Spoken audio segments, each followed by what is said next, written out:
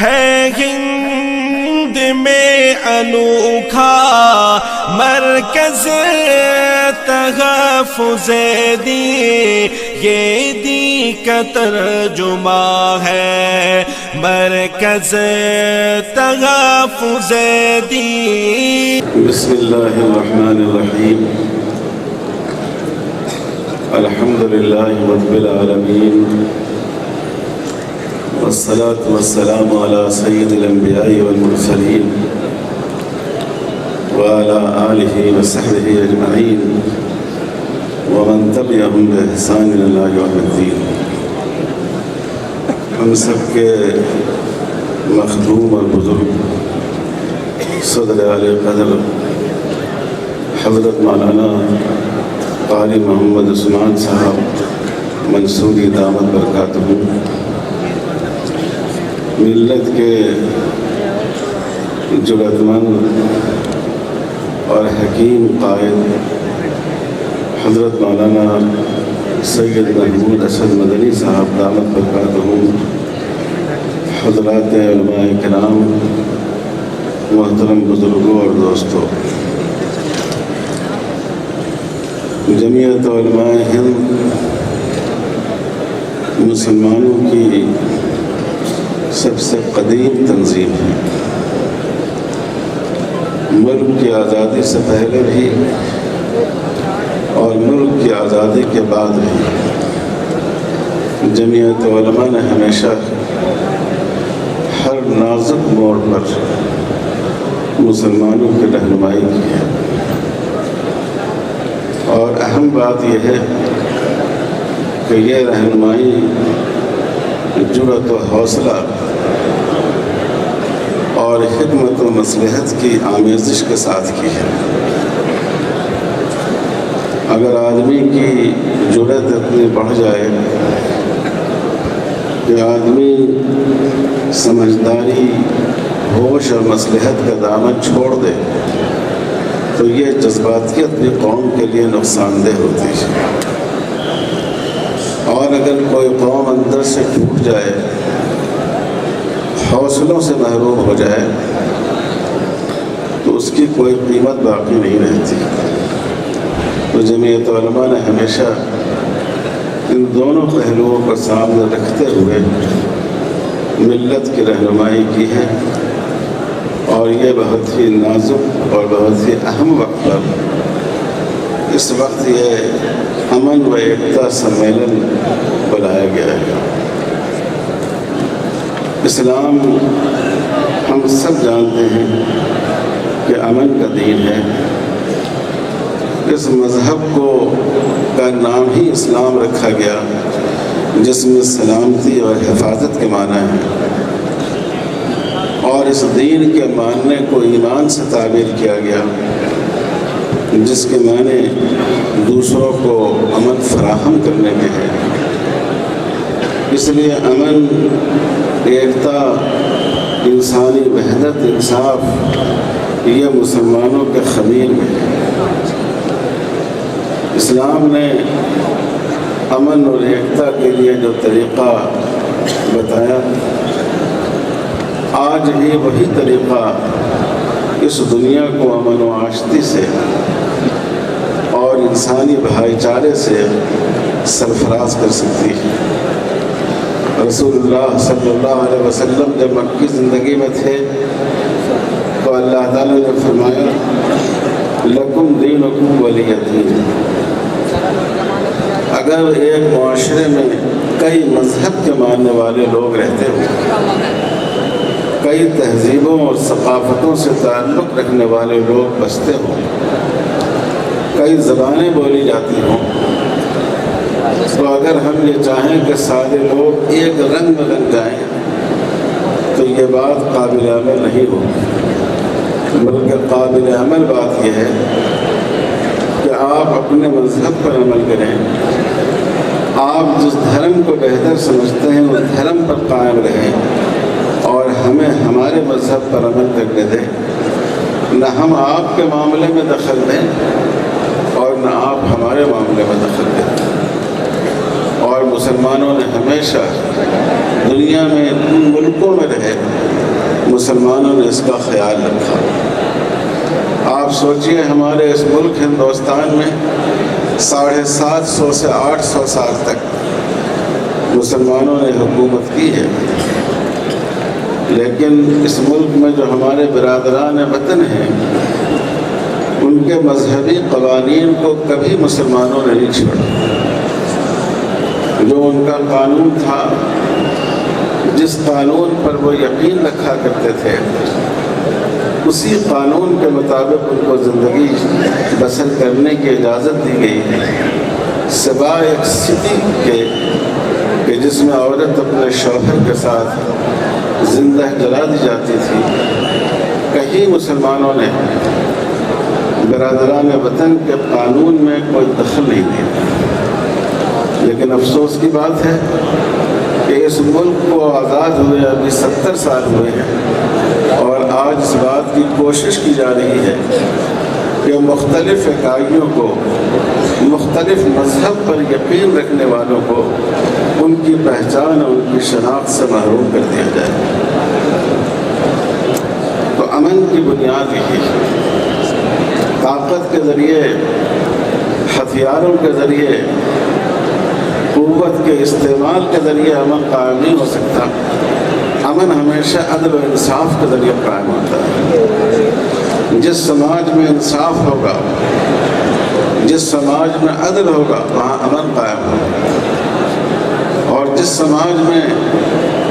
تمام طبقوں کے ساتھ انصاف نہیں کیا جائے گا، آپ کتنی بھی طاقت کا استعمال کر لیں، وہاں امن قائم نہیں ہو سکتا۔ اس سمیلن کا دوسرا عنوان ایکتا ہے۔ ہمارے درمیان ایکتا کیسے پیدا ہو؟ جس ملک میں مختلف عقیدے کے لوگ ہوں، مختلف کلچر سے تعلق رکھنے والے لوگ ہوں، وہ کیسے ایک جٹ ہو سکتے ہیں؟ وہ کیسے کثرت میں وحدت کا منظر پیش کر سکتے ہیں؟ قرآن مجید نے اس کے لیے طریقہ بتایا، تعالوا الی کلمۃ سواء بیننا و بینکم۔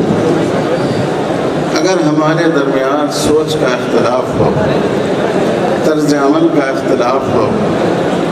ہر بات میں ہم متفق نہیں ہو سکتے، تو ہمارے لیے کم سے کم قابل عمل طریقہ یہ ہے کہ جو ہم سب کی مشترک باتیں ہیں، جو ہمارا مشترک ایجنڈا ہے،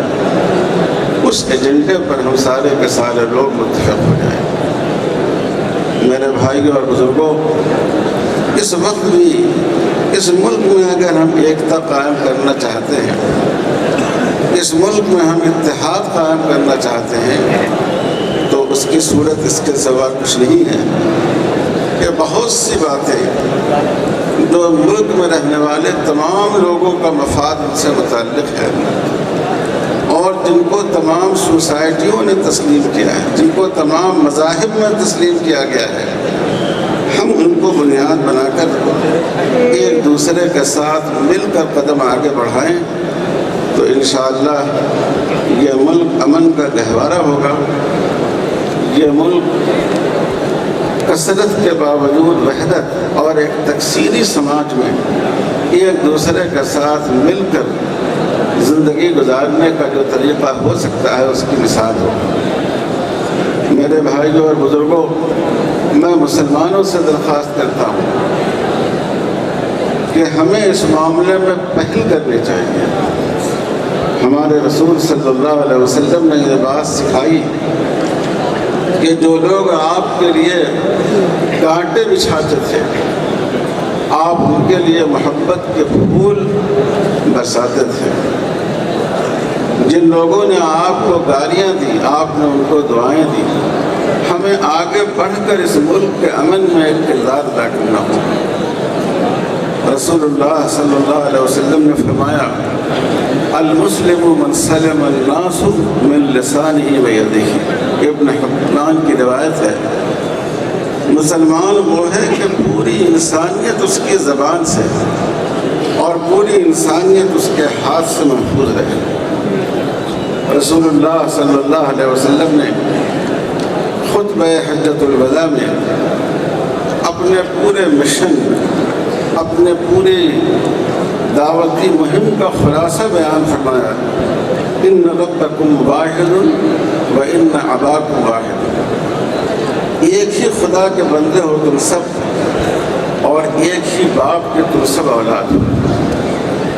تو ہمیں جب ملک میں ایسے مواقع کی تلاش کرنا چاہیے کہ جو برادران وطن کا سماج ہے، ہم ان سے اپنے تعلقات کو بڑھائیں،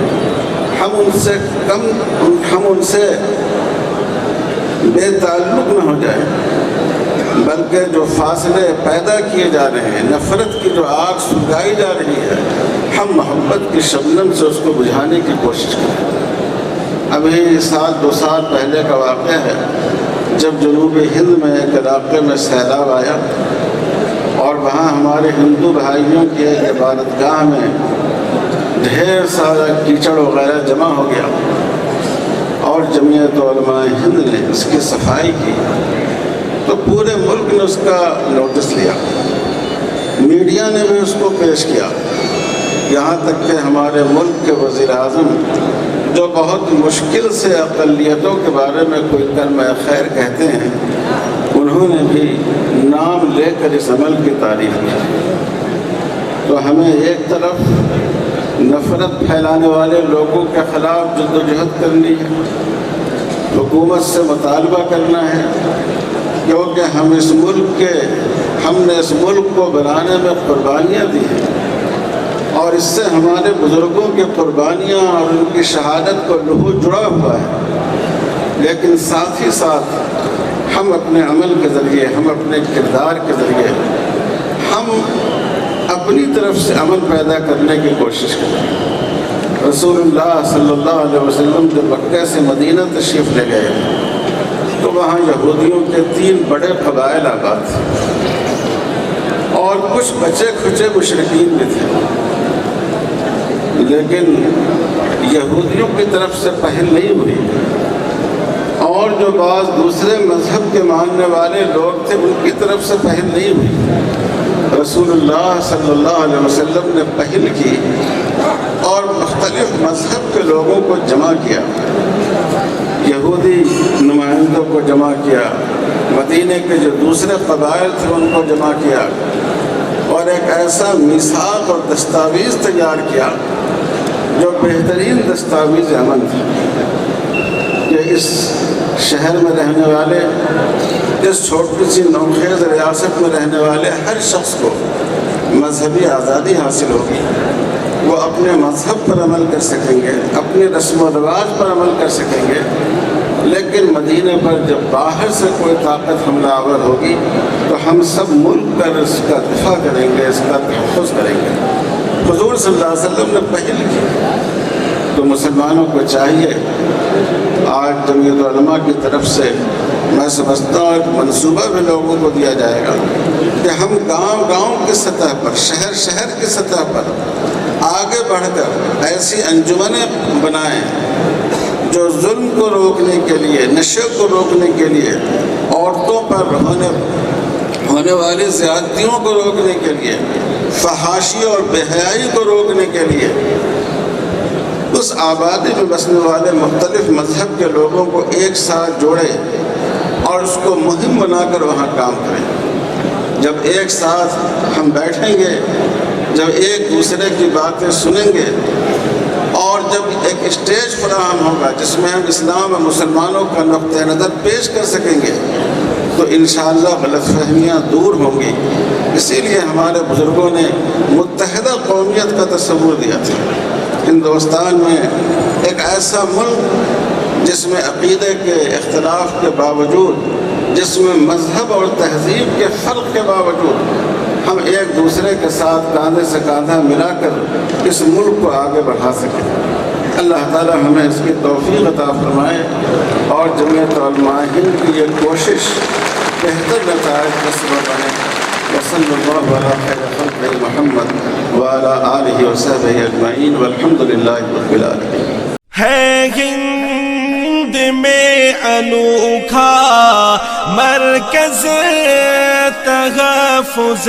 دین، یہ دین کا ترجمہ ہے مرکز تحفظ دین